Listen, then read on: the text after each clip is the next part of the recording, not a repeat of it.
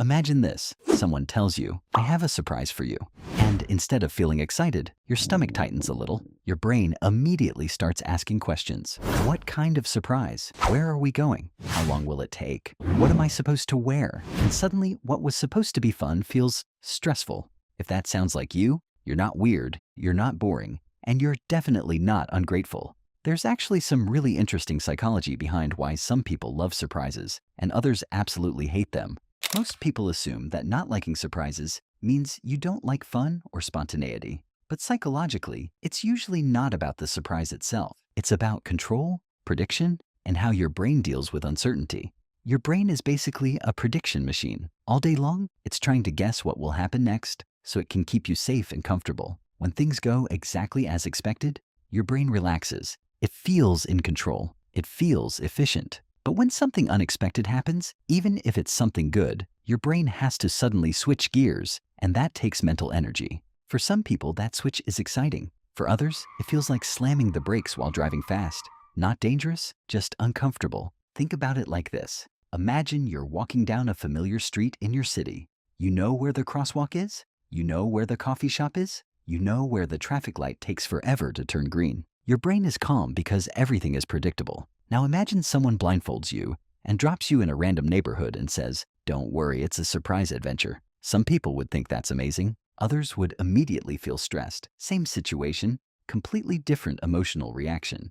This often connects to something psychologists call uncertainty tolerance. Some people are very comfortable not knowing what's going to happen. Others feel uneasy when they don't have a plan, or at least a general idea of what's coming. People who don't like surprises often just have a lower tolerance for uncertainty. They don't need to control everything, but they like to mentally prepare. They like to run simulations in their head. They like to know what version of themselves they're supposed to be in that situation. Because think about it, you act differently at a fancy restaurant than you do at the beach, differently at a job interview than at a friend's house. When someone says, surprise, your brain can't prepare the right version of you to bring, and that uncertainty creates tension. There's also a strong connection between not liking surprises and being a planner. Planners don't just plan because they're organized. They plan because planning reduces anxiety. When you plan, you're basically telling your brain, relax, I already talked to the future and we're good. A surprise destroys that illusion instantly. The future becomes unknown again,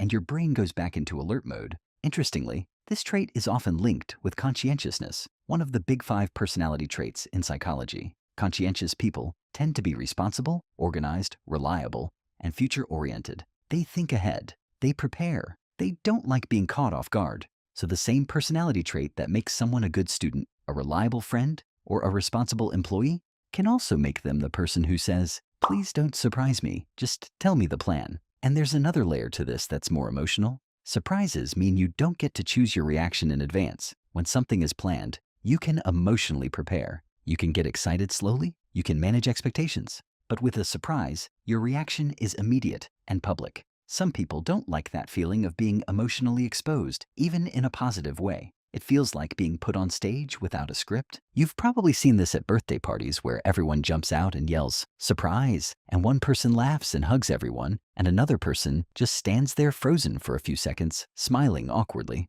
It's not that they're not happy, their brain just needs a moment to catch up to reality.